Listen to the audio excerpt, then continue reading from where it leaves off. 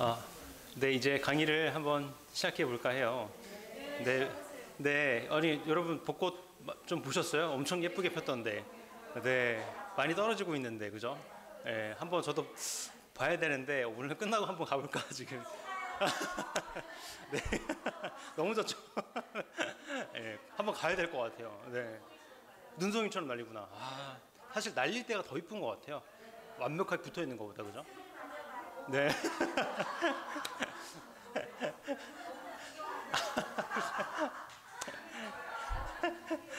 네, 아무튼 한번 보러 가야 되겠습니다. 예. 날씨가 따뜻해서 너무 너무 좋더라고요. 예.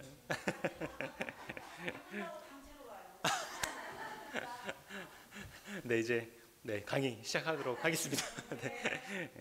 이제 역대기를 할 차례예요. 사실 저희들이 아직 역대기를 다 안 읽었는데 어, 사실 다음 주에 말씀을 드려도 되는데 다다음 주에 제가 이제 당회에 이제 참석을 하게 돼서 그 주는 이제 리딩 지저스가 없는 걸로 하고, 원래 그 다음 주가 이제 보충 기간이어서 원래 그날 휴강을 해야 되는데 그날 휴강하지 않고 한 주 땡겨서 휴강을 하도록 하겠습니다. 여러분들은 헷갈리실 필요 없이 그냥 쭉 읽어 나가시면 됩니다. 네, 네. 역대기 한번 오늘은 그동안 복습을 해왔는데 오늘은 한번 예습을 하는 차원에서 이 역대기의 개괄적인 내용들을 함께 좀 살펴보고 여러분들이 이제 다음 주 역대기 읽으실 때에 도움을 받으시면 좋겠다라는 생각이 듭니다. 그래도 이제 우리가 항상 그런 것처럼 기호를 살펴봐야 되겠죠.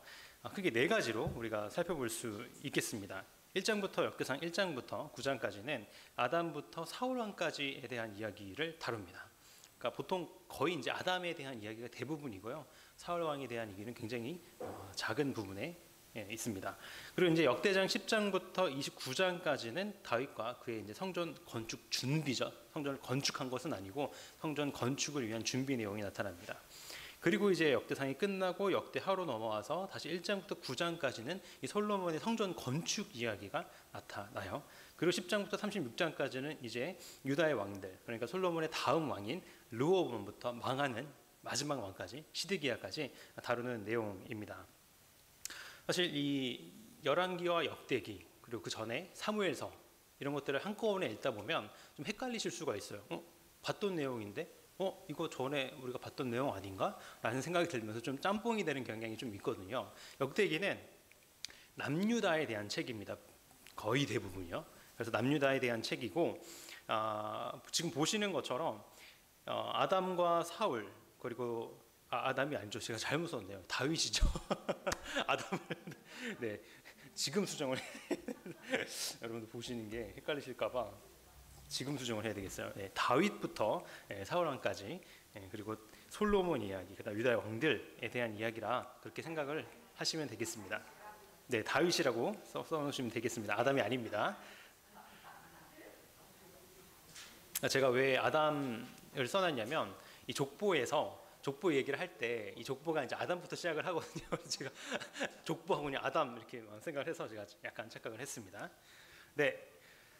지금 말씀드렸던 것처럼 이제 역대기하고 그다음에 사무엘서 열왕기가 이렇게 되게 평행되는 같은 이야기가 반복되는 게 나타나요. 뭐 지금 잘 안 보이실 거예요, 사실. 뭐 저도 잘 안 보이는데요. 그러니까 이제 역대기랑 그다음에 사무엘서 열왕기서가 중첩적인 내용들, 복수적 이제 겹치는 내용들이 굉장히 많이 나타나고 있다라는 사실 정도만 여러분들 알아가시면 되겠습니다. 그러니까 마태, 마가, 누가, 요한 이 사도들이 각기 다른 관점에서 예수님에 대해서 기록을 했던 것처럼 이 지금 사무엘서, 열왕기, 그리고 역대기서가 각기 다른 관점을 가지고 다른 의도로 이 성경을 기록했다라고 그렇게 이해를 하시면 되겠습니다. 역대기 저자는요, 이 독자가 이미 역사적인 내용을 알고 있다라고 이제 전제를 하면서 사무엘서와 열왕기에서 이제 간단히 다룬 것들을 다른 측면에서 다시 재조명하고, 반대로 사무엘서와 열왕기에서 자세히 다룬 것들을 어렴풋이 넘어가는 거예요. 그러니까 사무엘서와 열왕기에서 자세히 다루지 않았던 것을 역대기에서 자세히 다루고, 역대기서에서 자세히 다루지 않았던 내용을 사무엘서와 열왕기에서 다룬다, 이렇게 이해를 하시면 되겠습니다. 먼저 이제 이 역대기 제목에 대해서 같이 살펴보도록 하겠습니다. 역대기를 이제 헬라어로 하면 파라레이포메논이라고 해서 그 뜻은 이제 간과된 것들, 남겨진 것들이라는 그런 제목을 갖고 있습니다. 사무엘서 열왕기서의 누락된 부분을 보충한 책이다라는 느낌을 갖게 돼요. 이 제목을 생각을 하면. 그렇기 때문에 이 파라레이포메논, 이 헬라어 제목 같은 경우에는 역대기의 가치를 절하할 수 있는 그 가능성을 우리에게 만드는 제목이 됩니다. 그런데 그에 반해서 히브리어로 된 제목을 보면요, 디브레 하야밈이라고 해요. 그 뜻은 그 시대의 사건들이라는 의미를 가지고 있습니다. 그러니까 우리 한국 성경을 보면 역대기잖아요. 역대기라는 것은 간과된 것들, 남겨진 것들의 의미가 아니라 그 당시의 역사들, 그러니까 히브리어의 제목을 취하여 온 것입니다. 헬라어 성경의 제목을 취한 것이 아니라 히브리 성경의 제목을 취한 것이죠. 잘한 것이라 그렇게 생각할 수도 있겠습니다.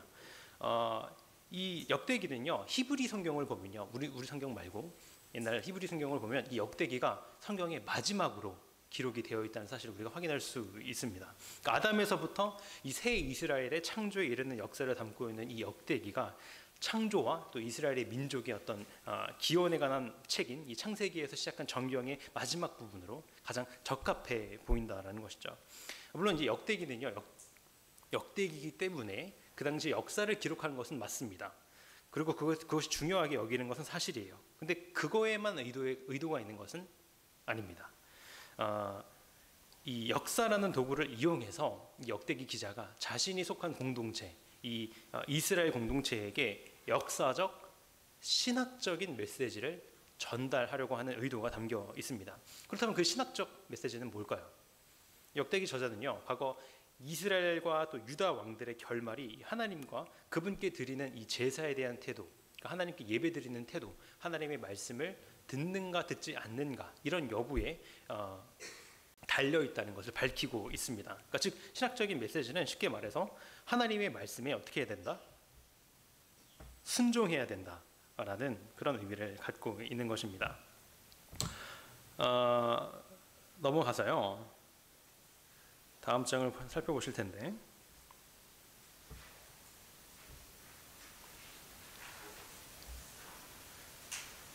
네, 역대기 기록 배경에 대해서 다시 한번 살펴보겠습니다. 역대기를 이제 썼을 때 이 역대기 기자가 어떤 대상을 의도하고 썼겠죠. 모든 책들은, 모든 기록들은 어떤 그 글을 이제 읽을 만한 이 독자를 상정하고 그 다음에 글을 쓰겠죠. 역대기도 마찬가지였습니다.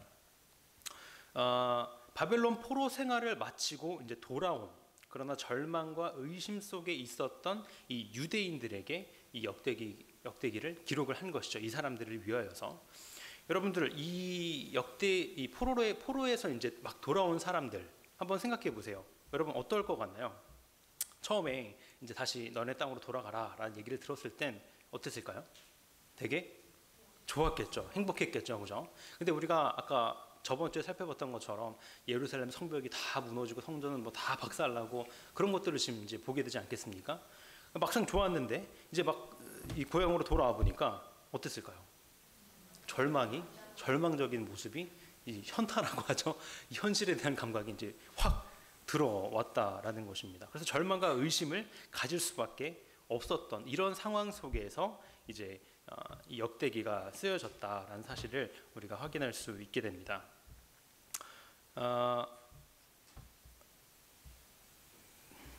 좀 또 약간 연결이 끊겨서요. 네, 괜찮네요. 네, 그러면 이 포로에서 돌아온 그들의 이 무너져 버린 이 성벽을 보고 그러면 이 사람들은 이렇게 생각을 했을 것 같아요. 다윗 언약의 그 관계, 언약 관계는 이제 끝이 난 걸까? 아직도 우리가 하나님의 백성이 맞는가?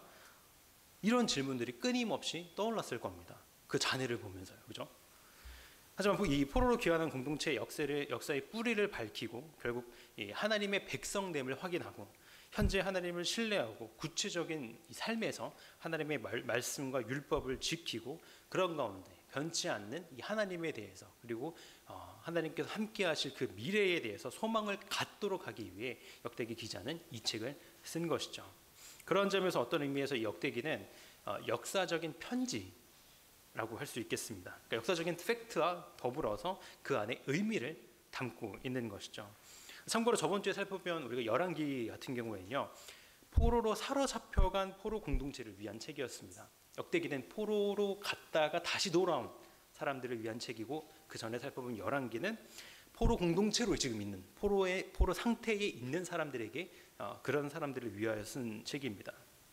왜 우리 이스라엘 백성들이 이 바벨론 포로로 사로잡혀 왔는가를 알려주는 책이 저번 주에 살펴봤던 열왕기서라는 말씀을 드립니다. 그렇기 때문에 열왕기에는 이 왕들의 그 죄가 수없이 열거된 것을 우리가 확인을 했습니다. 이런 죄들 때문에 포로로 사로잡혀 갔다라는 사실을 보여주기 위함이었죠. 역대상을 딱 이제 열어보시면 1장부터 바로 시작되는 게 바로 족보입니다. 이 역대상에 나온 족보는요, 1장에 시작을 해서요 9장까지 지속이 됩니다. 그러니까 역대기에 나타난 이 족보는 성경에 나타난 족보 중에서 어떨까요? 가장 깁니다. 그래서 어떤 사람들은 이 레위기에 이어서 성경 읽기에 이 두 번째 무덤이다 라고 말씀을 하기도 해요. 계속 족보만 나오기 때문에. 하지만 우리가 이 족보를 또 다음 주에 이제 읽게 될 텐데 좀 대비를 해야 되겠죠. 그래서 1장 1절부터 쭉 보시면 처음 시작이 누구인가요? 아담입니다. 그래서 아담, 셋, 에녹, 라멕, 노아, 셈, 함, 야벳은 조상들이라 이렇게 시작을 하면서 쭉 그 족보가 열거가 됩니다. 그러니까 이 모든 것들을 다 지금 창세기부터 시작을 하는 거죠. 족보가 어느 단계에서 뭐 이렇게 시작을 하는 것이 아니라 뭐 다윗 때라든지 이렇게 하는 것이 아니라 완전히 처음으로 다시 가는 거예요. 그렇게 했다라는 것은 이 구원을 다윗이나 이 유다의 집 또는 이스라엘에게만 한정시키지 않고 이 구원을 전 인류의 이 문제로 확대시키고자 하는 역대기 기자의 의도가 이 족보에 담겨 있습니다. 이처럼 역대상 1장부터 9장은 성경에 나타난 전체 역사를 이 족보 형태로 축소한 것이다. 그렇게 생각을 하시면 되겠습니다. 그리고 이어지는 이 역대상 10장부터 마지막 장, 그리고 역대하 1장부터 역대하의 마지막 장 끝까지 이르는 이 왕조 시대의 이스라엘 이야기를 이제 열거할 때에, 기억할 때에 우리는 역대기의 이 저자가 도대체 이 서문을, 이 족보를 왜 이렇게 길게 했나, 굳이 다 쓸 필요가 있었나 라는 질문을 하게 합니다. 사실 이 족보가 양 자체가 방대하다는 것 자체로 이 역대기 기자가 이 족보는 중요합니다 라고 말하고 있는 것과 사실 같은 이야기입니다. 아브라함이나 어떤 야곱이 아닌 인류의 조상 아담으로부터 계보가 시작되고 있다라는 이 사실은 역대기 저자가 구원을 다윗이나 유다에 한정시킨 것이 아니라 전 인류에게 범위를 포함시키고자 하는 그런 의도가 있었음을 우리가 확인할 수 있다라는 것입니다. 그런 생각을 가지고 1장부터 9장을 쭉 읽어 나가시면 되겠습니다. 1장부터 9장 읽으시다가 너무 힘드시면 조금씩 넘어가셔도 괜찮습니다. 그리고 1장부터 9장을 유심히 살펴보시면 빠진 사람들이 있어요. 그럴 수 있습니다. 굳이 그 사람들의 다 넣은 것은 아닙니다. 한 사람도 빠짐없이 정확하게 다 기록하는 것은 아니고 좀 빼고 생략한 것이 사실입니다. 제가 이 강의를 이제 준비하면서 예습이기 때문에 어떻게 말씀을 드릴까 고민을 했어요. 그래서 어떻게 말씀을 드릴까 하다가 이 역대기에 담긴 신학적 맹점들 3가지를 요약을 해서 여러분들에게 전달을 하면 여러분들이 역대기를 읽으실 때에 좀 도움이 되실 수 있겠다라는 생각을 해서 3가지를 제가 정리를 해서 여러분들에게 전달을 해드리려고 해요. 자, 먼저 역대기에 담긴 신학적 맹점 첫 번째는 이 성정 중심 공동체라는 겁니다. 그러니까 역대기가 성정 중심 공동체를 강조하고 있다라는 거죠. 사실 역대기는요, 열왕기보다 이 성전 구조에 대한 기록 자체에 대해서는 더 간략하게, 더 적은 분량으로 기록이 되어 있습니다. 하지만 이 역대기는요, 이 성전의 신학적 의미에 대해서 굉장히 강조하고 있음을 우리가 확인할 수 있게 됩니다. 한번 살펴보도록 하겠는데요. 역대하 13장 10절과 11절을 보시면요, 아비야와 여로보암의 전쟁이 나타납니다. 남유다와 북이스라엘 간의 전쟁이 나타나요. 자, 이때 남유다의 왕이었던 아비야가 북이스라엘의 왕인 여로보암에게 이렇게 이야기를 합니다. 하나님께서 하나님께서 우리 하나님이 되시니 우리가 그를 배반하지 아니하였고 또 여호와를 섬기는 제사장들이 있고 또 레위 사람들이 수종 들고 번제든다. 우리 남유다는 그런다. 그런데 너희는 하나님 여호와를 배반했다. 북이스라엘은 하나님 여호와를 배반했다라고 말합니다. 다시 말해서 이 아비야가 여로보암에게 이 남유다 왕국의 정통성을 주장한다는 것이죠. 남유다 왕국이 진짜 하나님의 나라다라고 이야기를 하는 거예요. 그런데 그 정통성을 주장하는 근거가 뭡니까? 어떤 왕의 혈연인가요? 그 얘기를 하고 있나요 지금? 아니요. 다 성전 얘기, 또 제사장 얘기, 또 하나님 앞에서의 올바른 예배를 드려야 한다라는 것을 근거로 들어서 남유다가 정통성 있는 왕국이다라고 주장을 하고 있습니다. 그러니까 북이스라엘이 멸망한 것은 참된 예배, 또 참된 장소, 참된 방식, 또 레위인 이런 것들이 지금 북이스라엘 가운데 북이스라엘 가운데 잠시만요. 지금 바꿨거든요. 새 거는 아닌데 원래 담임 목사님 거로 바꿨거든요 제가. 담임 목사님 새 걸로 지금 사시고 하나 둘 셋 지금 새 거를 이제 돌아온 주 안에 사신다고 해요. 빠르면 다음 주 주일은 저희가 새로운 마이크로 할 수 있을 것 같습니다. 하나 둘 셋 이래서 담임 목사님이 바꾸셨나 봐요. 네. 예, 돌아왔습니다. 네. 감사합니다. 벌써 또 식은땀이 흐를 뻔했는데 이제 리딩지어스를 유튜브로 보시는 분들이 또 계속 말씀하세요. 이 마이크 소리가 좀 안 좋다라고 말씀을 하세요. 그래서 제가 너무 잘 알고 있어서 빨리 이제 목사님들한테 부탁을 드렸고 목사님도 최대한 또 살 때 좋은 곳을 사야 되잖아요. 잘 이제 좀 알아보고 계십니다. 조금만 참아주시면 마이크 좋은 걸로 데뷔를 하겠습니다.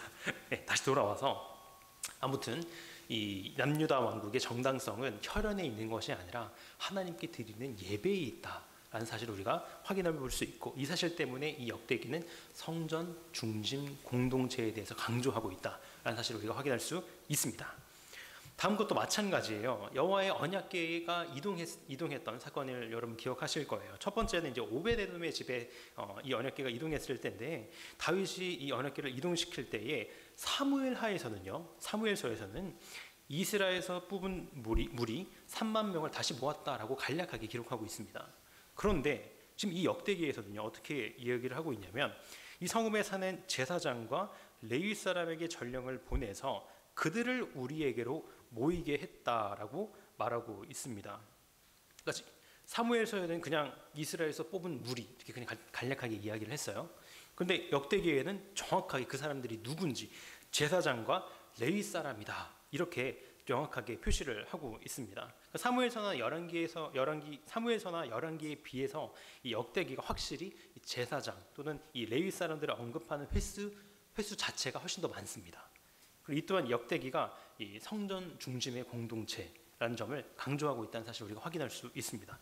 또 있어요. 이번엔 이 언약궤를 예루살렘으로 이동시켰을 때의 이야기입니다. 역대기를 보면 이 다윗이 아론 자손과 레위 사람을 모았다고 한 번 더 이야기를 하고 있습니다. 그냥 모았다고 하지 않고 어떤 사람을 모았는지 그리고 밑에 보면 5절, 6절, 7절을 보시면 이 레위 사람들에 대한 이 간략한 족보라고 할까요? 소개가 쭉 나타납니다. 그냥 레위 사람들, 제사장들이 했다라고 해도 괜찮은데 그 사람들이 누구였는지 지금 한 사람 한 사람 다 기록하고 있다라는 거죠. 그러니까 제사장과 레위 사람이 중요하다, 중요하지 않다? 중요하다는 사실 계속 강조하고 싶은 거예요. 역대기 기자는. 또 나타납니다. 이번엔 다윗 때의 이야기인데요. 다윗이 레위 사람을 세워서 제사장 분하야와 야하시엘을 불러서 나팔을 불게 하고 그 밑에 제사장 사독과 그의 형제 제사장들에게 제사장들을 부르고 또 번제단 위에 여호와께 번제를 드리고 아침 저녁으로 그렇게 했다라는 내용을 굳이 기록하고 있습니다. 솔로몬 때도 마찬가지예요. 제사장들 얘기가 나오고 그 제사장들이 하나님을 찬송했고 그 하나님을 향한 찬송으로 말미암아 이 성전이 하나님의 영광으로 이제 가득 찼다라는 이야기가 나타납니다. 근데 이 열왕기상 8장에도 솔로몬이 여호와의 그 언약궤를 성전에 드리는 기록이 나타나거든요. 똑같이 역대기에. 그런데 제사장들과 성전에 이 하나님의 제사장들의 찬양과 하나님의 성전에 하나님의 영광이 가득 찼다라는 내용이 마저 있어요. 근데 역대기는 기록이 되어 있습니다. 뿐만 아닙니다. 히스기야를 보시면 이 제사장들이 무교절에 날마다 여호와를 찬송했다. 악기를 울렸다라는 내용이 나타나 있어요. 하지만 이 사건이 열왕기서에서도 기록이 되어 있거든요. 근데 여호와를 찬양했다, 제사장들이 날마다 여호와를 찬양했다라는 내용은 또 빠져 있어요. 이처럼 열왕기서의 관심이 왕들의 열왕기서의 관심이 왕들의 리더십 문제, 또 이 다윗 왕조의 그 운명에 있었다면, 오늘 우리가 함께 살펴볼 역대기의 관심은 이 성전에 있음을 우리가 알게 됩니다. 왜냐하면 이 포로에서 돌아왔다고 했잖아요. 포로에서 돌아온 사람들이 대상이라고 했잖아요. 그 백성들이 이제 다시 성전을 중심으로 이 이스라엘을 다시 재건해야 했기 때문입니다. 물론 이 북이스라엘과 남유다 왕국의 왕들은 여전히 역대기의 주요 관심사 중에 하나인 것은 사실입니다. 하지만 그들의 역할과 사역에 대해서는 사실 2차적인 관심이에요. 역대기 기자의 1차적인 관심은 성전에 집중이 됩니다. 다시 말해서 다윗 왕조가 없어져도 하나님은 여전히 이 역사의 주인이시고 그 역사 속에서 일하시고 이 신실한 자들에게 복을 주시고 또 신실하지 않은 자들에게는 심판하시는 하나님임을 계속해서 이 포로로 생활했다가 다시 돌아온 백성들에게 알려주고 있는 것입니다. 여로보암 때도 마찬가지인데요. 여기 보시면 이스라엘의 하나님 여호와를 찾는 자들이 레위 사람들을 따라서 예루살렘에 이르렀다라고 말하고 있습니다. 그러니까 이때 당시 지금 여로보암 시대인데요. 여로보암이 종교적으로 굉장히 많이 탈선했습니다. 그죠? 하나님이 보시기에 악한 왕이었어요. 그러니까 그 당시 여로보암과 함께 북이스라엘에 살았던 레위인들이 또 있었겠죠. 레위인들이 보니까 자기 북이스라엘 왕 여로보암이 하나님 앞에 올바르게 살아가지 않는 거예요. 하나님 앞에 예배를 드리지 않는 거예요. 그것을 보고 실망했습니다. 그리고 누구한테 찾아왔는가? 르호보암, 솔로몬의 아들 남유다로 넘어왔다라는 거예요. 그러니까 어떤 권력 다툼이나 세력 싸움 때문에 이 사람들이 넘어온 것이 아니라 레위인들이 신경 쓴 것은 성전이었던 거죠. 권력 싸움이 아니라 정말 하나님께 예배가 잘 드려지고 있는가에 대해서 온전히 신경을 쓰고 있다는 사실을 우리가 확인할 수 있습니다. 네, 마지막인데요. 여호사밧 때도 마찬가지예요. 이때 여호사밧이 레위 사람들과 제사장들이 주민의 모든 송사를 재판하게 만듭니다. 그러니까 레위인과 제사장들을 중요한 일을, 그런 재판하는 일을 하는 그런 일에 맡기는 거죠. 관리가 되게 하는 것입니다. 그런데 남유다 왕 여호사밧의 이 레위 사람을 중심으로 한 개혁과 운영에 대한 이 이야기는요, 또 열왕기에는 없어요. 하지만 오직 이 역대기에서만 또 다루는 내용입니다. 그러니까 이런 부분들이 지금까지 다 살펴본 이 내용들이 이 성전 중심 공동체를 정말 강조하고 있다라는 사실을 우리가 확인할 수 있습니다. 여러분, 성전 중심 공동체가 다르게 말하면 뭐죠? 누구 중심이죠? 네, 하나님 중심 공동체를 우리가 회복해야 된다. 우리가 지금 빨리 재건해야 될 것은 궁전이 아니다, 왕정이 아니다. 오히려 하나님 앞에 우리가 더 바르게 서야 한다. 그것이 먼저다라는 사실을 계속해서 강조하고 있습니다. 이것이 역대기에 담긴 신학적 맹점 첫 번째였습니다. 자, 이제 두 번째입니다. 이상화예요. 이상화가 누구죠? 네, 쇼트트랙 선수인데 그 사람 피겨인가요? 네, 그 선수 말하는 게 아니라 이제 이상적으로 사람을 그린다라는 거죠. 특히 이제 다윗을 이제 먼저 살펴볼 텐데요. 역대기는요, 성전 중심적인 책이라고 제가 말씀을 드렸죠. 여러분, 그 성전을 건축을 준비한 사람과 성전을 실제로 건축한 사람이 누구죠? 다윗과 솔로몬 왕입니다. 39명, 40명이 넘는 왕 중에서 이 두 왕만 성전과 직접적인 관계가 있는 사람이었어요. 다윗 왕에 대한 기록이 지금 역대상 10장부터 29장까지, 그리고 솔로몬에 대한 기록이 대하 1장부터 9장까지 총 30장이거든요.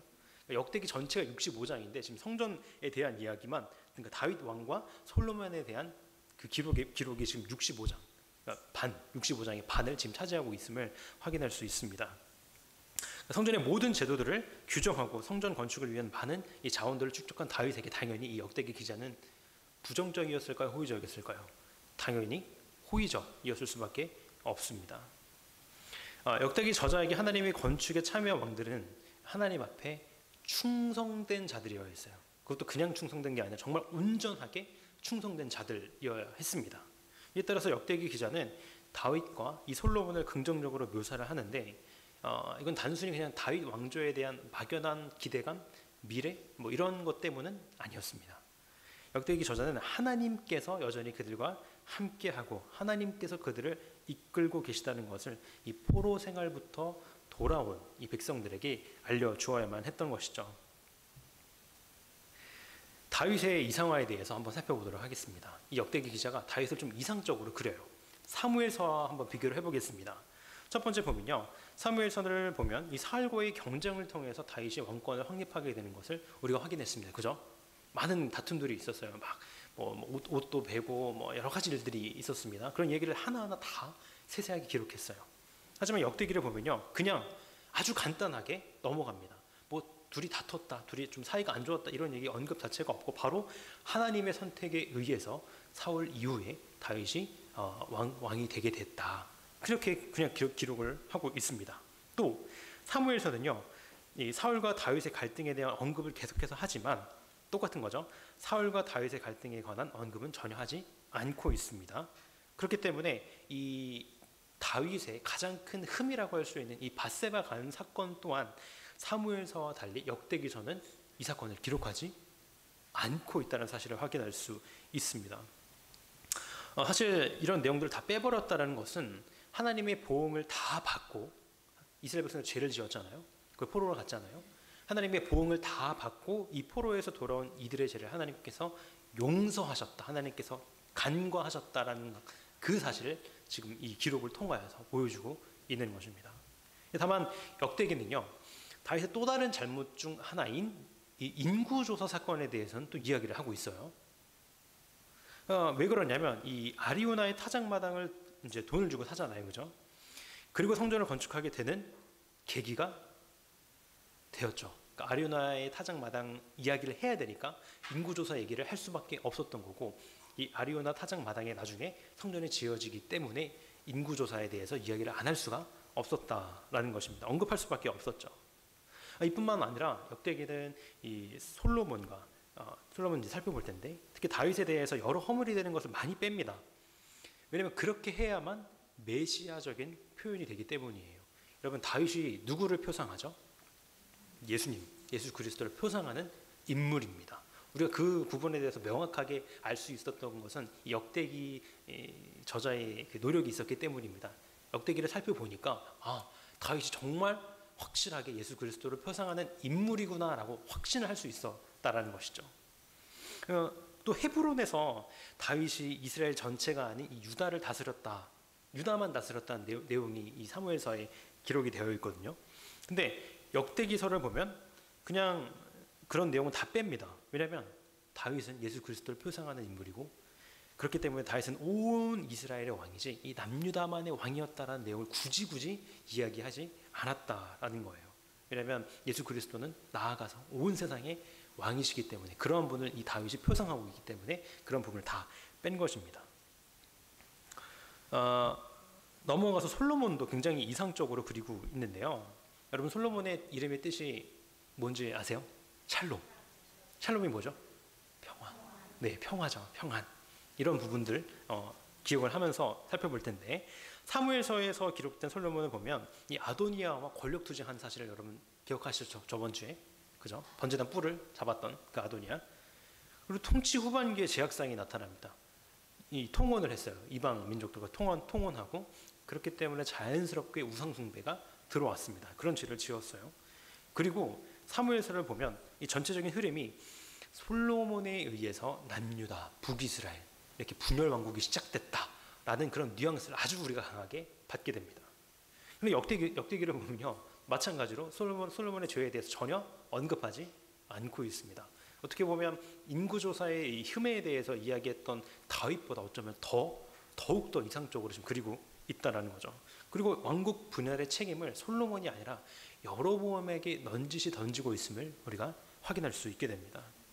자, 또한 열왕기 상에서는요, 아도니아와 요압 그리고 아비아달의 이 반란 기록이 나타납니다.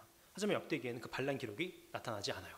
여러분, 어떤 왕이 딱 나타나는데 반란이 있었다라는 기록을 해버리면 그 왕의 그 왕권의 힘이 어떻게 될까요? 좀 떨어지게 되겠죠. 정말 100%의 힘을 갖고 가는 왕인가라는 생각을 갖게 될 겁니다. 그걸 과감히 뺀 거예요. 또 열왕기를 보면 성전 건축 기록이 나타나요. 그리고 그 외에 여러 다른 이야기들 나타납니다. 뭐 지혜를 간구했고 그 지혜가 어떤 것이었고 막 여러 가지 이야기들이 정말 많이 나타나요, 그죠? 하지만 역대기는 성전에 관한 사항을 제외하면 이 솔로몬에 대한 많은 것들을 다 그냥 생략해 버립니다. 왜냐하면 이 솔로몬을 성전 건축자로 묘사하는 것이 가장 중요한 포인트였기 때문에, 독자들로 하여금 그것에 딱 집중하기를 바랐기 때문에 그런 부분들을 다 생략했다라는 거예요. 이처럼 역대기 기자는 솔로몬도 이 다윗처럼 예수 그리스도를 예표하는 인물임을, 그리고 그렇기 때문에 이상적으로 그려야 할 필요가 있었음을 우리가 확인할 수 있게 됩니다. 사실 이 부분을 우리가 저번 주 수요일 날 박현민 목사님과 살펴보는 시간을 가졌어요. 수요기도회 때. 여러분 기억나세요? 박현민 목사님이 솔로몬과 예수님이 이 닮아 있는 부분들에 대해서 4가지로 말씀을 이미 해주셨어요. 지혜, 또 지배권, 또 부요함, 그리고 또 평화에 대해서 예수님과 이 솔로몬이 많이 닮아 있다라는 점을 우리가 수요기도회 때 살펴봤습니다. 그런 점에서 이 솔로몬을 굉장히 이상적인 왕으로 그려야 할 필요가 있었다라는 것이죠. 정말 오늘 좋은 목사님을 가졌습니다. 제가 사용의 그 출처를 명확히 밝히겠다고 박현민 목사님께 말씀을 드렸었어요. 아주 흡족해 하셨습니다. 네, 넘어가도록 하겠습니다. 그리고 이제 3번째, 마지막입니다. 바로 하나님의 징계와 구원입니다. 보응 혹은 또는 응보라고 하는 건데요. 역대상을 28장을 보시면 네가 만일 그를 찾으면 만날 것이요 버리면 그가 너를 영원히 버릴 것이다. 또 찾으면 그가 너희와 만나게 되겠지만 그를 버리면 그도 너희를 버리실 것이다 라는 그런 이야기가 나타납니다. 이게 바로 응보, 보응 개념인 것이죠. 이 보응은요, 사실 역대기에서 가장 중요한 주제들 중 하나입니다. 역대기 저자가 묘사하는 이 응보는요, 굉장히 개인적이고 또 굉장히 즉각적입니다. 어떤 하나님께서 참으시고 뭐 잘못을 했을 때 참으시고 뭐 어떤 일들이 일어나고 그 다음에 결국엔 이렇게 됐다가 아니라 잘못을 했을 때 즉각적으로 하나님의 심판을 받는 모습을, 그러니까 중간 과정을 빼버리기도 하는 그런 모습을 우리가 확인할 수 있습니다. 이 역대기 기자는 이제 보응이 다 당대에 일어나는 것만 나타납니다. 이에 비해서 열왕기는 이제 누적되다가 결국 멸망하는 내용이 나타난다는 점에서 이제 둘의 차이가 있다라는 것입니다. 왜 그렇게 됐는가? 왜냐하면 이 역대기 기자와 이 열왕기 기자가 서로 다른 사람이었기 때문이죠. 역사관의 차이가 있었고 또 그들의 삶의 정황, 이 책을 기록한 대상이 달랐기 때문에 이런 기록들이 다르다라는 사실을 제가 계속해서 말씀을 드립니다. 자, 그럼 이제 보응의 원리에 대해서 살펴보고 마치도록 하겠습니다. 자, 먼저 한번 사울을 살펴보겠습니다. 보응의 원리, 이 역대기에 기록된 보응의 원리는 굉장히 즉각적으로 나타나고 있다라고 말씀을 드렸죠. 사울을 한번 먼저 보겠습니다. 사울이 죽은 것은 여호와께 범죄하였기 때문이다라고 명확하게 한 번에 그의 죽음과 그의 범죄를 한 번에 함축해서 이야기를 하고 있습니다. 르호보암 그들이 여호와께 범죄하였으므로 애굽 왕 시삭에게 공격을 받았다라고 바로 이야기를 합니다. 아사도 마찬가지입니다. 아사가 노하여 선견자를 옥에 가뒀고 백성 중에 몇 사람을 학대하였더라. 그리고 13절에 바로 아사가 왕에 있은 지 41년 후에 죽었다라고 기록을 하고 있습니다. 하나님의 징계와 그 즉각적인 보응이 그들의 바로 그의 인생 가운데 당대에 이루어지고 있음을 우리가 확인할 수 있습니다. 자, 이제 보응의 원리에 대해서 살펴보겠는데요. 이 보응은 인간 행동과 하나님의 경륜에서의 이 연속성을 보여줍니다. 우리의 행동, 하나님의 일하심이 전혀 연결되어 있지 않을까요? 연결되어 있습니다. 그죠? 하나님께서 인간의 행동과 그 결과에 개입하신다는 거예요. 그렇기 때문에 이 보응 사상은 굉장히 중대한 사상, 중대한 교리 중에 하나입니다. 그런데 단순히 이 보응은요, 단순히 어떤 권선징악에 머무르지 않습니다. 혹은 그냥 부지런히 일하면 부자가 된다, 게으르면 가난해진다, 이러한 자연적인 원리만을 이야기를 하고 있는 것은 아니에요. 역대기에서 말하는 것은 하나님께 순종을 하면 복을 주고 불순종하면 하나님의 저주를 받는다라는 것입니다. 그러니까 결국 인간의 행동과 인간의 어떤 마음이 이 세상의 진행에 하나님께서 개입하시는 것으로 연결된다라는 거예요. 어떤 사람들은 이 역대기 기자가 발생한 여러 사건들에 대해서 역대기 기자 자기 자신의 교리를 억지로 이제 해명하거나 뭐 골라 쓴다. 아까 말씀드렸죠. 이 다윗과 솔로몬 같은 경우에 특히 이상화시킬 필요가 있었기 때문에 그들이 지은 죄에 대해서 좀 골라서 빼내는 이런 모습을 봤다고 했잖아요. 그런 부분에서 이제 비판을 하기도 합니다. 하지만 이 보응 사상은 하나님의 이제 기본적인 통치 원리 중에 하나입니다. 하나님께서 의인을 보상하시고 견고히 세우시고 그에 반해서 악인은 당장 흥왕하는 것 같지만 결국에는 이 하나님의 심판을 받게 되는 이러한 이 확고한 보응 사상이 일단은 확립이 되어야 해요. 그죠? 그래야 하나님의 은혜가 나오고 하나님의 신실하심이 명확하게 나타나게 되기 때문입니다. 하나님의 기본적인 요구와 원칙은 생각하지 않고 그냥 무조건 하나님의 은혜, 하나님의 사랑, 하나님의 따뜻함만 이야기를 한다는 것은 사실은 하나님에 대해서 오해할 수 있는 소지를 만들어낼 수 있게 됩니다. 이 은혜는요, 항상 율법과 함께 합니다. 제가 여러 번 말씀드렸죠. 은혜는 율법과 하나님의 뜻으로 말미암아 인간의 부족함에 대한 인식을 하게 되어서 내가 정말 죄인이구나 라는 인식을 하게 되어서 그렇기 때문에 하나님 앞에 나아가게 되고 하나님 앞에 겸비해지고 이러한 절차들이 있어야 하나님의 은혜가 진짜 은혜로서 우리의 피부로 느낄 수 있게 되는 것이죠. 하나님의 선하신 요구 또 의로우심과 거룩하심 그 앞에서 인간의 죄됨은 너무나도 쉽게 제쳐두고 다 죄인이지 뭐 그냥 다 그렇게 살잖아. 하나님은 사랑이신데 이런 자세 이런 태도는 하나님의 은혜의 어떤 값어치를 사실은 떨어뜨리는 일이 될 수 있다는 사실을 우리가 항상 기억해야 합니다. 은혜가 은혜되지 못하게 막는 것이죠.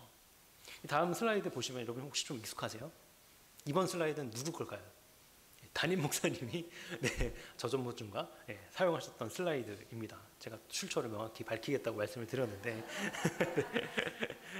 이 그림에서 보시면요, 여러분 두 가지 그림이 나타나고 있어요. 이쪽에 있는 그림은 예수 그리스도의 십자가의 크기가 커지지 않고 그냥 계속 그대로 나타납니다. 그렇기 때문에 위선과 행위, 이 율법과 방종만 커져가게 되는 것이죠. 하지만 그 왼쪽에 있는 것을 보면 이 십자가의 크기가 더 계속해서 커지고 있는 것을 우리가 확인할 수 있죠. 그렇게 되면 예수 그리스도를 바라보게 되면 신기하게도 나의 육신과 죄성에 대한 인식이 오히려 성장하게 돼요. 왜냐하면 예수님이 너무 거룩하시고 너무 깨끗하신 분이니까 나를 딱 보면 나한테 너무 죄가 많다는 사실을 더 깊이 깨닫게 되는 거예요. 하지만 동시에 하나님의 거룩하심에 대한 인식이 성장하게 돼요. 그러니까 예수 그리스도를 바라보면 나의 죄됨을 더 깊이 알게 되는데 오히려 그 사실 때문에 하나님께 더욱 내가 바싹 붙어야겠다라는 생각을 갖게 된다라는 거예요. 여러분 사도 바울도 이런 경험을 한 것 같습니다. 사도 바울을 보면요, 이 자신을 소개를 하거든요. 성경을 기록을 할 때. 근데 초반에 사도 바울이 기록한 성경책을 보면요, 처음에 자기에 대해서 어떻게 소개를 하냐면 사도 중에 한 사람이다. 나는 사도 중에 한 사람인 사도 바울은 이런 식으로 소개를 해요. 근데 중간쯤 가면요, 나는 예수 그리스도의 종이다 라고 해요. 좀 자기소개가 조금 투박해졌죠. 그러다가 마지막 노년에 가서 후반부에 자기소개에 대한 이야기를 보면 뭐라고 하냐면 자기를 나는 죄인 중에 괴수다 라고 이야기를 합니다. 지금 사도들 중에 한 사람이었다가 예수 그리스도의 종이었다가 죄인 중에 괴수다. 지금 반대가 아니에요. 예수님을 알아가는 시점이 반대로 가는 게 아니라 예수님을 알아가면 알아갈수록 내 소개가 없어지는 거예요. 투박해지는 거예요. 예수 그리스도를 바라보니까 내가 누구인지는 그렇게까지 중요한 게 아니라는 사실을, 그리고 내 죄가 더 크게 보인다는 사실을 깊이 깨닫게 되기 때문입니다. 예수 그리스도만이 우리의 소망이구나, 예수 그리스도만이 우리가 의지할 대상이구나라는 사실을 뼛속 깊이 뼈저리게 알게 됐다라는 거예요. 그래서 아마 여러분들이 저보다 더 정말 예수님만이 우리의 소망이라는 사실을 더 잘 아실 거라고 저는 생각을 합니다. 만약 우리가 이 예수 그리스도를 더욱 깊이 생각하지 않는다면, 히브리서를 보면 예수 그리스도를 우리의 유일한 대제사장이신 예수 그리스도를 깊이 생각하라 이렇게 이야기를 하거든요. 그렇게 명령을 하거든요. 근데 만약 우리가 그렇게 하지 않는다면 우리 안에 예수 그리스도가 더욱 커지지 않는다면 우리의 행위와 이 위선만 더 커지게 되는 거예요. 왜냐하면 가려야 되니까. 예수님이 어떤 분이시고 막 교회에 오면 딱 예쁘게 입고 와가지고 막 내가 얼마나 잘 섬기고 예수님을 잘 믿는 사람인지를 막 증명을 해야 되잖아요. 하지만 예수님이 더 커지면 나 자신을 증명할 필요가 없어져요. 나를 자랑할 필요가 없어져요. 그러니까 성경을 보면 예수 그리스도만 오직 자랑하라, 그렇게 말을 하라고 하잖아요. 그렇게 지금 되어가야 한다라는 것이죠. 그 모습을 깨달으면 깨달을수록 더 깊고 더 큰 은혜의 이 웅덩이 가운데 우리가 풍덩 빠질 수 있는 것이죠. 참 신기하게도 그렇게 하나님의 은혜에 대해서 찬송하고 예수 그리스도만을 자랑하면요, 다른 사람들이 볼 때 저 사람 정말 하나님 보시기에 정말 영광된 자다 라고 하나님께서 이 연약한 자를, 이름 없는 자를 세우신다라는 거예요. 그러니까 하늘의 보상이 거기에 있는 것이죠. 땅의 보상은 그렇게 중요한 것이 아닙니다. 길어봐야 100년이죠. 그죠? 그렇게 중요한 것이 아니에요. 하나님의 은혜는 그렇기 때문에 이 공의의 원칙과 함께 아울러서 나타나는 것이지, 이 공의와 우리의 죄성과 죄성에 대한 어떤 자각, 깊은 자각 없이 그냥 그것만 나타나는 것이 아닙니다. 그래서 옛날에 청교도, 유명한 훌륭한 청교도 보면 존 오웬이라고 하는 목사님이 계세요. 그분이 쓰신 책 중에 하나가 죄 죽임이라는 책이 있습니다. Multiplication of Sin이라는 책인데, 죄를 죽인다라는 거예요. 근데 어떻게 딱 보면 되게 율법적인 사람처럼 보이잖아요. 나는 되게 하나님 앞에 잘 살아야 돼. 막 이 죄도 지으면 안 되고 저런 죄도 지으면 안 돼. 그렇기 때문에 난 죄를 죽여야 돼 라고 생각할 수 있지만, 사실 존 오웬 목사님이 말하시는 이 죄 죽임은 그런 게 아니에요. 하나님께서 예수 그리스도를 통하여서 내 죄를 다 사하여 주셨기 때문에 그거에 대한 당연하고 자연스러운 반응으로 우리는 죄를 죽여야 된다. 죄를 줄이는 삶을 살아가야 한다. 하나님의 은혜를 더욱더 풍성하게 누리며 살아야 한다. 그런 점에서 죄 죽임을 이야기하는 것입니다. 자, 이러한 면에서 복음사상은 어떻게 보면 좀 일종의 조건적이라고 할 수 있겠습니다. 물론 하나님의 약속에는 근본적으로는 조건이 없어요. 하나님이 약속하시고 언약을 이제 맺으시면, 이제 예를 들어서 아브라함과 약속한 것은 어떻게 되죠? 반드시 다 이루어집니다. 지키세요. 그러나 그 약속을 내가 받아서 내가 누리려고 하면 어떻게 해야 되죠? 내가 믿고 내가 순종해야 돼요. 남이 순종해서 될 게 아닙니다. 그죠?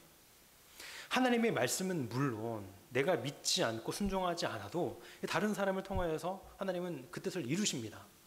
그런 점에서는 우리가 왈가왈부할 것이 없어요. 하나님의 뜻은 반드시 이루어집니다. 하지만 그 약속을 나에게 적용하고 내가 누리기 위해서는 내가 하나님을 믿어야 하고 내가 하나님의 말씀에 순종해야 돼요. 그러니까 성경은 예수 그리스도에게 함께 참여하라고 우리를 다독이지 않습니까? 멀뚱멀뚱 봐라. 예수 그리스도를 바라보라라고 하지만 예수 그리스도 장성한 분량까지 이르라고 우리를 도전하지 않습니까? 나는 내 마음대로 살면서 하나님의 말씀을 믿는다. 저는 그리스도인입니다. 라고 말하는 건 사실 모순적인 거죠. 나는 우리 엄마 아빠의 아들이에요. 근데 나 우리 엄마 아빠 말 하나도 안 들어요. 그러면 좀 모순적이지 않습니까? 그죠? 마찬가지예요. 하나님 우리 아버지시니까요. 하나님 또 인격적인 분이시고요. 그러니까 이스라엘 유다 왕에게 순종하지 않은 왕들이 있어도 그렇기 때문에 메시아는 반드시 나타나요. 멸망하는 것 같고, 이 사람들은 아마 이때 당시 사람들은 남유다가 멸망하는 거 보고 우리를 구원할 메시아가 오지 않나 봐, 이렇게 생각하는 사람들도 많았을 거예요. 하지만 하나님은 어떻게든 자기의 뜻을 이루시는 분입니다. 그러니까 이때 당시에 하나님이 주신 다윗 언약을 통하여서 이제 주신 이 참된 왕이신 주 하나님을 참된 왕으로 받아들이려면 이때 당시 그 왕들도 그 스스로가 하나님의 말씀대로 살아가야만 했습니다. 하나님의 말씀에 불순종해서 이방신을 섬길 것이 아니라 유일하신 우리 하나님을 섬겨야 했어요. 그러니까 이 점에 있어서 어떤 사람들은 좀 너무 이제 기계적으로, 너무 세속적으로 좀 나아가기도 합니다. 성공과 이 번영신학으로 나아가기도 해요. 하나님을 번영과 성공의 수단으로 생각을 하는 거죠. 제가 늘 말씀드리지만 직접적으로 이렇게 말씀하는 분은 없어요. 나는 하나님을 수단으로 생각합니다. 근데 마음속으로는 은근히 하나님을 램프에 담긴 그 요정, 지니처럼 생각을 하는 거예요. 잘 이렇게 구슬려서 하면 하나님이 내 뜻을 이루어준다. 이렇게 생각을 하는 겁니다. 기독교 외에 다른 모든 종교, 100% 종교가 다 그런 종교들이에요. 하나님을 위한 종교가 아니라 나를 위한 종교죠. 그러니까 열심히 비비는 겁니다. 그죠? 근데 기독교는 그렇지 않아요. 나의 잘됨을 위한 종교가 아니라 오히려 하나님의 영광을 드러낸, 그런데 역설적이게도 우리가 잘 돼요. 우리의 영혼이. 그런 역설적인 부분을 갖고 있는 것이 이 기독교 하나뿐입니다. 하나님의 축복을 나에게 주시는 것으로 또 향유하고 누리려면 이 말씀에 순종하고 그분과의 관계 가운데 살아가야 돼요. 그런 점에서 조건적이다라는 것이죠. 그러니까 이때 조건적이라는 것은 또 잘 생각해야 돼요. 조건적인 것, 내가 순종하고 말씀대로 애쓰는 삶이 필요하다라는 것인데, 이때 잘못된 거짓 확신을 없애야 됩니다. 말로만, 생각으로만 믿는 것이 얼마나 잘못된 것인지, 얼마나 하나님 보시기에 악한 것인지. 여러분 그렇지 않겠습니까? 우리 아이들 이렇게 있는데 내 말 전혀 안 들으면서 저는 저기 선생님 제자예요 라고 말하면 이것이 지금 이것이 이렇게 되지 않겠습니까? 하나님도 마찬가지이신 거예요. 하나님 질투하는 하나님이시거든요. 그렇기 때문에 이것이 얼마나 잘못된 것을 알아야, 그래야 어렵고 힘들어도 하나님의 말씀대로 살아야 한다는 것이 무엇인지 얘기는 되게 많이 하잖아요. 우리 어렵고 힘들 때 하나님 보면서 살아야 됩니다 라고 얘기하는 게 그냥 이게 한 귀로 듣고 한 귀로 흘린 것이 아니라 내 마음속 깊이 공감이 된다라는 것이죠. 순종해야 하나님과의 이 관계가 정상적으로 들어가게 되고 그 관계 속에서 은총을 누리게 된다라는 것입니다. 이런 사실은 우리로 하여금 하나님에 대한 어떤 마음을 품게 할까요? 이 열심을 품게 하는 거예요. 하나님에 대한 열심. 하나님에 대한 열심을 가지고 있는 사람들한테 저 사람은 율법적인 사람이야 라고 말하지 않잖아요. 제가 늘 듣는 예 중에 하나가 자기 아내를 정말 정말 사랑하는 남편한테 저 사람은 좀 이 부부관계가 율법적이야 라고 하는 사람은 없잖아요. 그죠? 그러니까 그런 부분에 대해서 우리가 생각해 볼 필요가 있다. 그러니까 이런 건전하고 거룩한 효과가 있기 때문에 이 복음의 원리를 우리가 깊이 이해할 필요가 있다라는 것입니다. 마지막으로 믿음과 행위 살펴보고 마치도록 하겠습니다. 오늘날 우리 한국교회의 영적 체력은 날마다 떨어져 가고 있어요. 여러분들의 거기 권사님들 많이 계시고 장로님들 많이 계신데 여러분들 세대에 비해서 사실 저희들 세대의 그 영적 체력은 사실 좀 많이 떨어집니다. 그래서 아마 여러분들 많이 경험하셨을 거예요. 여러분 자녀 세대나 아니면 손주 세대한테 뭐라고 말하는 것도 못할 것 같아요. 그냥 어떻게 살아야 된다고 하면 교회 좀 가라 이 말 한마디 하는 게 힘들어졌어요. 그걸 들을 영적 체력이 안 되기 때문입니다. 그렇게 지금 한국 교회가 많이 심각화되고 있다라는 거죠. 특히 이제 한국 교회는요, 현대 한국 교회는 이 믿음만 강조하고 이 행위는 제쳐두는 듯한 인상을 지우기가 어렵습니다. 물론 행위로 구원을 받는다고 하는 것은 결코 아닙니다. 우리는 오직 예수 그리스도를 믿는 믿음을 통해서만 구원을 받죠. 그러나 그 믿음이 있다고 말하면서도 그 믿음이 살아서 역사하는 결과로 나오는 이 실제적인 열매, 실제적인 행동이 없다면 어떤 걸까요? 마치 이제 너무 배가 고픈데 말로만 먹으라고 하는 것, 너무 추운데 말로만 따뜻하라 그렇게 하는 것과 똑같은 거예요. 굉장히 허망하고 스스로 속이는 일이 되는 것이죠. 실제로 성경은요, 여러분, 믿음만 강조하지는 않습니다. 행위도 굉장히 깊이 있게 강조해요. 사도 야고보가 이렇게 기록을 하고 있습니다. 제가 바꿔서 가져온 것이 아니에요. 야고보서 2장을 보면 행함으로 의롭게 되는 것이지 믿음으로만 되는 것이 아닙니다 라고 말하고 있어요. 여러분 약간 좀 깜짝 놀라셨죠? 행함으로 의롭게 되는 것이지 믿음으로만 되는 것이 아닙니다 라고 사도 야고보가 말하고 있습니다. 26절에 영원히 없는 몸이 죽은 것과 같이 행함이 없는 믿음은 죽은 것입니다. 여러분 제가 살아있습니다. 그렇기 때문에 물을 먹을 수가 있어요. 목이 닿습니다. 근데 죽으면 물을 먹을 수 있습니까? 반대로 말하면 제가 살아있기 때문에 물을 먹을 수 있는 거예요. 너무나 당연한 거예요.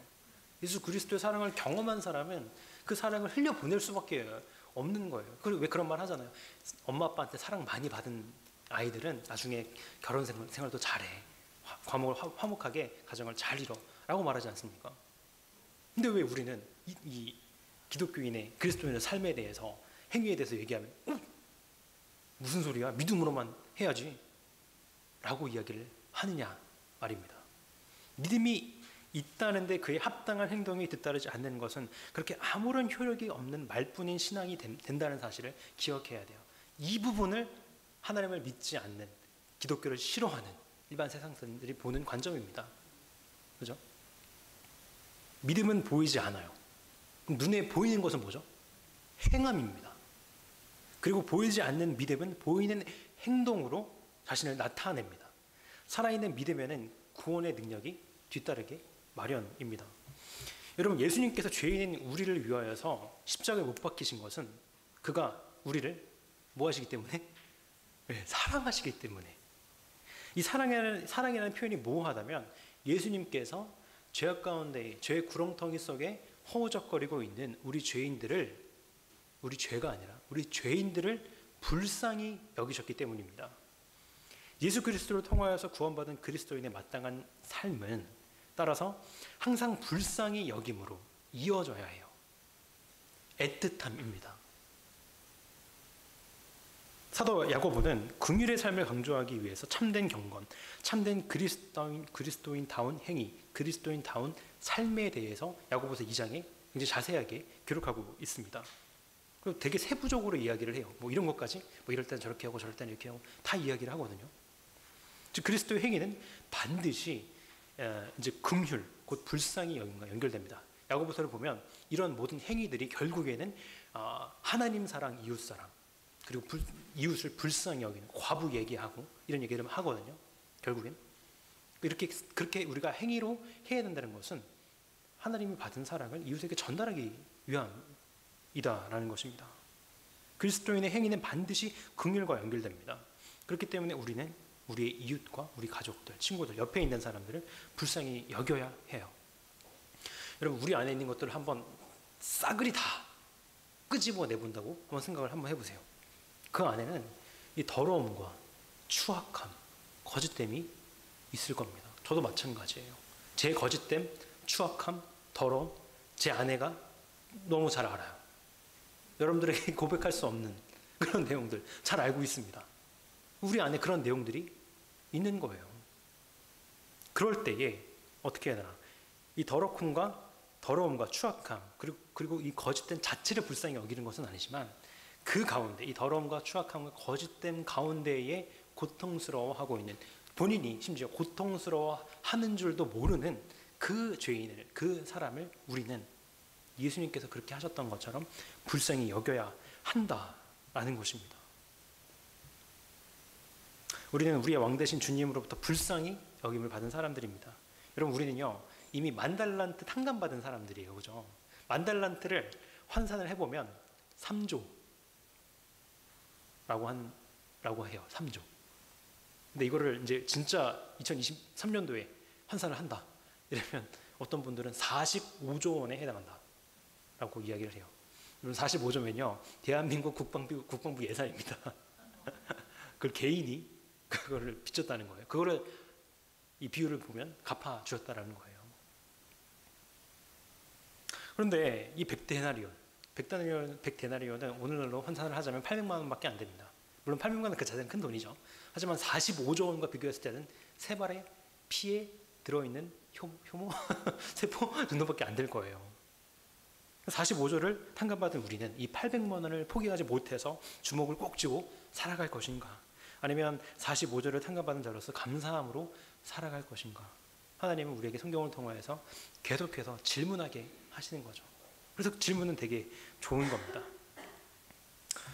마지막으로 헤르만 바빙크라고 하는 정말 네덜란드의 위대한 목사님이 계세요. 신학자가 계신데 개혁교회학이라는 책을 쓰신 분이에요. 제 생각에 한 3,000페이지 가까이 가량 되는 책을 한 권이에요. 한 권. 이렇게 됩니다. 이걸 쓰신 분이에요. 이분이 이 부분에 대해서 이렇게 이야기를 합니다. 좀 어려운 말인데 제가 조금씩 설명을 해드릴게요. 그리스도를 통한 은혜 언약의 시행은 이렇게 요구하는 형식, 조건적 형식을 취한다라고 해요. 하나님께서 우리가 맺으신 은혜 언약은 조건적 형식을 취하는데 왜 그랬냐? 이는 인간의 이성적이고 도덕적인 본성을 인정하기 위한 것이며 심지어 타락했을지라도 여전히 인간을 하나님의 형상을 따라 지음받은 존재로서 취급하고 영원한 구원과 영원한 멸망에 관한 굉장히 중요한 이 영역에서도 책임을 묻고 변명할 수 없는 존재로 세우며 의식과 자유를 지닌 존재로서 이 언약에 가입하고 범죄로 인해서 내 사람의 범죄로 인해서 이 언약이 파기된다는 것을 보여주기 위해서 하나님께서 이 은혜 언약 가운데에 살며시 조건을 포함시켜놨다라는 거예요. 아니, 그 조건을 포함시키지 않으면 우리가 사람이란 게, 죄인이란 게 방만해지기 마련이거든요. 그죠? 아무 조건이 없는데 그냥 막 살죠. 그죠? 하지만 하나님 우리의 그런 심정도 아시고 이러한 조건성을 언약 가운데 부여하셨다라는 사실을 바빙크 목사님도 말씀하고 있습니다. 마지막이에요. 이 보응의 원리는 구약뿐만 아니라 신약에도 나타납니다. 이 보응의 원리는 우리의 주 안에서의 모든 수고가 결코 헛되지 않다라는 확신을 심어줍니다. 보응의 원리는 보이는 곳에서나 보이지 않는 곳에서 내가 수고하고 눈물 흘리는 것을 하나님께서 그것만큼은 간과하지 않으신다. 우리의 죄는 혹 간과하실지라도 하나님 앞에 흘린 눈물은 결코 간과하지 않으신다라는 확신을 우리에게 이 보응의 원리는 준다라는 것입니다. 그러므로 저도 사도 바울이 그렇게 했던 것처럼 저도 여러분들에게 사도 바울의 말씀을 빌려서 말씀을 드릴게요. 고린도전서 15장 58절 말씀인데, 그러므로 나의 사랑하는 형제 여러분 굳게 서서 흔들리지 말고 주님의 일을 더욱 많이 하십시오. 여러분들이 아는 대로 여러분들의 수고가 주님 안에서 결코 헛되지 않습니다. 그렇기 때문에 우리는 하나님 앞에 더 큰 열심을 가질 수밖에 없어요. 우리는 하나님의 형상을 따라 지음받은 존재입니다. 아주 유명한 책인 하나님의 열심이라는 책을 우리가 쉽게 찾아볼 수 있는데, 하나님이 열심히 있는 분이에요. 그분의 형상을 따라 받은 우리도 하나님을 향하여서 열심을 가질 수밖에 없습니다. 이러한 면에서 이 보응의 원리를 좀 더 깊이 있게 다뤄볼 필요가 있었다라는 것입니다. 이러한 이 보응의 원리를 잘 이해하면 신앙생활의 부요함과 또 풍성한 삶의 생활의 경건한 비결을 엿볼 수 있습니다. 말씀드린 이 세 가지 맹점들, 신학적인 맹점들, 그것을 다 잘 기억하신다면 역대기를 읽으실 때 더 깊이 있게 더 풍성하게 읽으실 수 있으실 거고요. 또 뿐만 아니라 이 땅에서 하늘을 사는 그 그리스도인의 삶이 어떠한 것인지 더욱더 깊게 알아가실 수 있을 거라고 생각을 합니다. 네, 기도하고 마무리하도록 하겠습니다. 사랑해 주님, 감사합니다. 오늘 역대기를 통하여서 역대기에 담긴 세 가지 신학적인 맹점에 대해서 살펴보는 시간을 가졌습니다. 하나님 아버지, 이 성경을 보면 여러 가지 조건과 또 보응의 원리가 나타납니다. 하지만 이 모든 것들은 예수 그리스도를 닮아가고 결국 하나님께 대하여서 더욱 큰 열심을 독려하고 장려하고 도전하는 하나님의 애끓는 마음이 그 안에 담겨 있었음을 우리가 확인했습니다. 하나님, 우리는 자녀에게 때로 내가 너를 얼마나 사랑하는지를 알려주고 싶어 합니다. 하나님도 마찬가지입니다. 하나님께서 우리를 얼마나 사랑하시는지를 마구마구 알려주고 싶어 하십니다. 한 번도 아니고 10번도 아니고 100번도 아니고 1000번 만번 영원히 하나님의 사랑을 하나님은 우리에게 고백하고 계시다는 사실을 기억함으로 우리가 그리스도인다운 하나님의 백성다운 삶을 끝까지 잘 살아낼 수 있도록 주께서 길을 밝히 보여주옵소서. 감사드리며 예수님의 이름으로 기도합니다. 아멘. 수고 많으셨습니다. 감사합니다.